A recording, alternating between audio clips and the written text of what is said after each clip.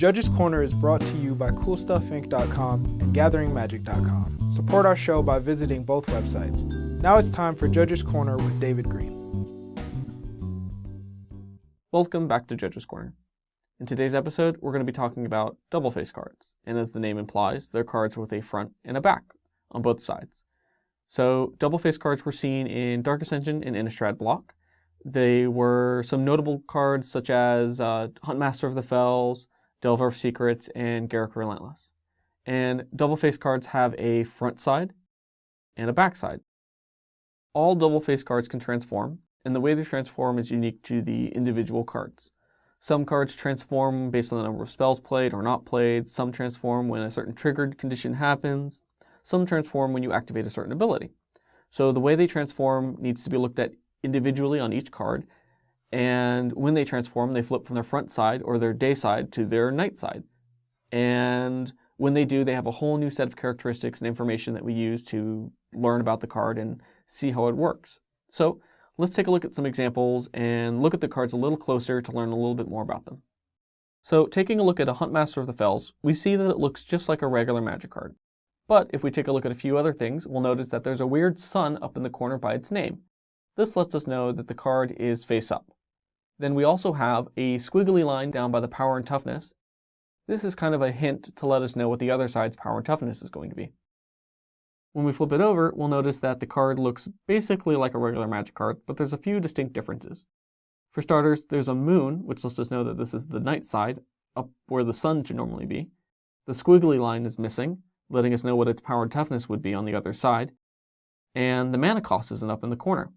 This is because double face cards are always face up when they're in your deck, hand, or graveyard, or when they're normally on the battlefield, and you can only cast them face up. You can't cast a double face card when it's face down, and there's no way for it to be face down in your deck or hand. Taking note of its mana cost is important for things like Abrupt Decay or abilities or spells that look at the card's converted mana cost. So we know that Ravager of the Fells has a 0 converted mana cost. We'll also notice that the card's name is Ravager of the Fells. This is important for a few other reasons, but we'll get into that a little later in the episode. And finally, you'll notice that the card looks like a red or green creature, but there's no mana cost to determine what its colors are. It is a red and a green creature, and the way we determine this is based on its color indicator, which is a small circle down by its creature type. In the circle, you'll notice two colors, red and green, and this lets us know that the creature is a red and green creature. So that really covers a lot of the basic rules with double face cards. Most of the rules from here on out are kind of interactions with other cards. For example, cards that are attached or equipped or affecting a card, such as +1/+1 counters or giant growth, or affecting it as long as it's on the battlefield, such as maybe like a Sower of Temptation. All those cards are still affecting double face cards when they transform because they don't become new objects, they just change over and get a whole new set of characteristics to identify them with. Another thing worth mentioning would be if you use Slaughter Games and have to name a card and uniquely identify it, you can name either side of the double face card and still go get the front side of the card from the deck. This is because when we name a card, we're just looking for a way to identify the card uniquely.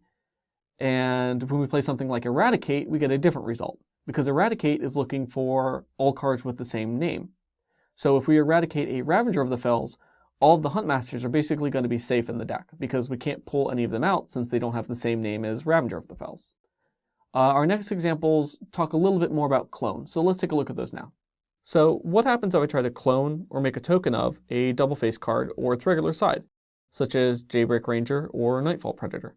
When this happens, we'll have a copy of whatever the card side that you copied is, but when it tries to transform, nothing will happen. You'll meet all the conditions, the trigger will go off, the trigger will do as much as it can, but when it gets down to flipping the card over, it just never transforms. This is because the other card side is blank, and there's nothing for it to transform over to, and we don't have those characteristics on the clone. Another cool thing worth noting about double face cards is that they can't be flipped face down, because they don't have a face down side. What I mean by this is a very common card in Commander known as Ixodron puts all cards as it enters the battlefield that are face up, face down. So what happens to double face cards? Does it transform them? What happens to clones or tokens? Does it make them tutus? Well, what happens here is all double face cards can actually be flipped over, including tokens or copies of them. Ixodron won't be able to turn our Nightfall Predator because it doesn't have a face down side, It just has a backside. So it continues staying what it is because it can't be flipped over. The same can be said for a clone of that Nightfall Predator or any tokens of that Nightfall Predator. The last couple of things I want to talk about are questions I've been asked before, such as if I blink or flicker a Lord of Lineage with a Restoration Angel, does it enter the battlefield as a Bloodline Keeper or Lord of Lineage? To get this answer, we look at how cards enter the battlefield. They enter untapped, unflipped, that's a Kamigawa thing, phased in, and face up. So we will get a Bloodline Keeper. The next question I've been asked is a Wanvuli Beast Tracker enters the battlefield, and I want to search my library for a card with Trample. Can I go get a Huntmaster of the Fells because Ravager has Trample?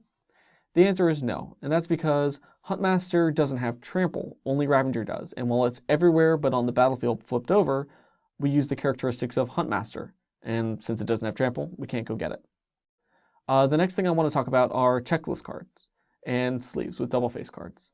If your sleeves are kind of transparent or you can kind of see through the back of them, you need to use a checklist card. And that's a card that was inserted in Dark Ascension in Innistrad packs. You can check off the card you want to pick and put it into a sleeve, and that'll be the representation of the card you want to use when it's everywhere but on the battlefield. When you play it, you'll go through your extra cards off to the side that you have with the deck, and you'll put the other side of the card onto the battlefield, or the face-up, face-down side onto the battlefield. You can put it on top of the checklist card or move the checklist card off to the side, but when it's on the battlefield, it needs to be the real card. Another thing worth mentioning is you can't have 4 checklists of Huntmaster of the Fells, but only 1 Huntmaster. You need to have 1 Huntmaster for each checklist that you're using. And when it's anywhere else, it's just the checklist card. You can use the regular card, but you need to have sleeves that aren't see-through, and you'll just pull it out of the sleeve and flip it over when it transforms or doesn't. So, that basically covers everything I want to talk about on double face cards. Now let's take a look at a question that was asked by one of our viewers.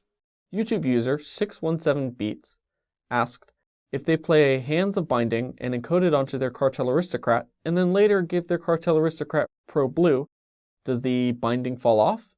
The answer is no, and this is because protection only protects from a limited number of things.